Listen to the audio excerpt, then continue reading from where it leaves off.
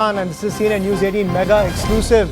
Now what we are learning is that the amendment in section 176C of the Army Act has been cleared by the National Assembly of Pakistan. Pakistan has approved the Army Act 2025. It has also approved the amendments to the Navy and Air Force 2025 Acts.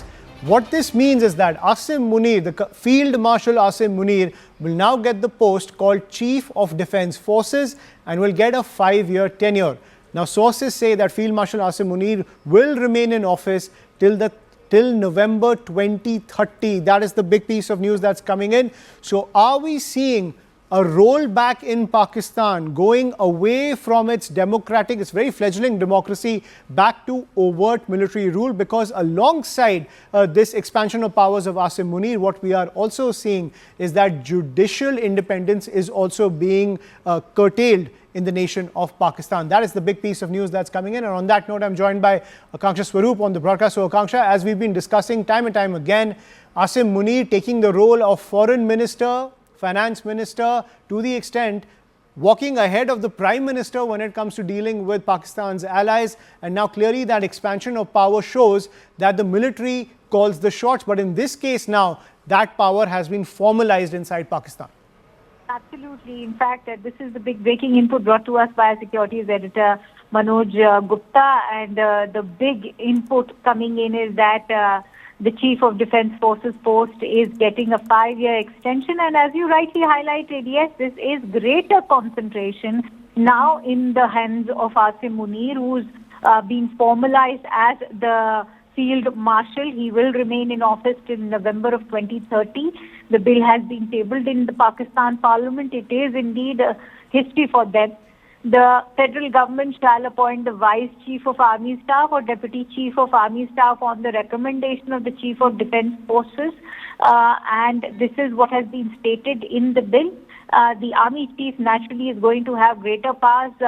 The word government shall be replaced and the appointment shall be made on the recommendation of the Army Chief.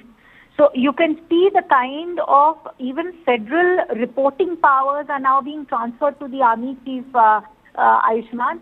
And one of the clauses also states that 8G shall be amended and the post of Chairman Joint Chiefs of Staff Committee shall be considered abolished from November 27 this year. The Prime Minister shall appoint the Commander of the National Strategic Command for 3 years on the recommendation, that too yet again, of the Army Chief and the Chief of Defence Forces. So all of these armed forces, remember most importantly Ayushman, will now be reporting to Field Marshal Asim Munir. The terms, conditions and rules of the Commander National Strategic Command shall be determined by the Prime Minister.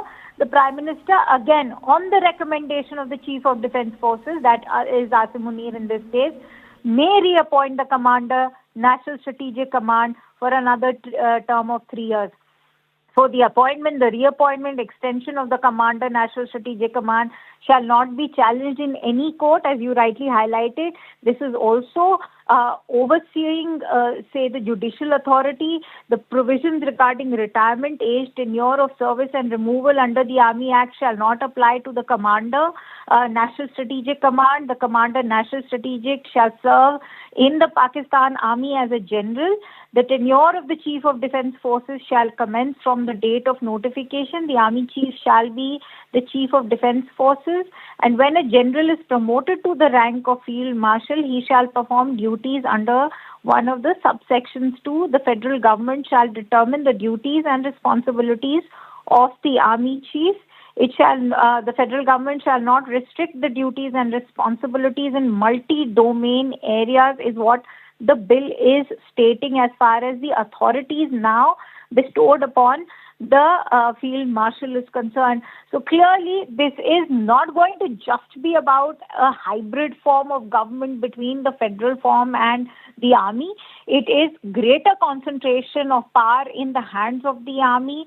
Of late, we've also seen how the provincial governments would also be made to report to the federal governments. But if the federal governments will be surpassed by the powers of the Army Chief, who is now the Field Marshal Asim Munir, you can see that there's, of course, going to be a lopsided sort of balance of power clearly being concentrated in the hands of the army.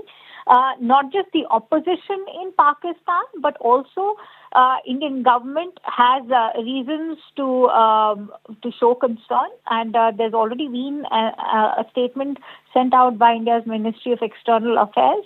And we see the kind of rhetoric that's coming from Pakistan ever since Pahalgam happened, and prior to Pahalgam, that speech that had been sent out by Asim Munir, where he referred to Kashmir as a jugular vein. So we'll have to see the new face of Pakistan and the role that ISI is playing in sort of fomenting terrorism on the world.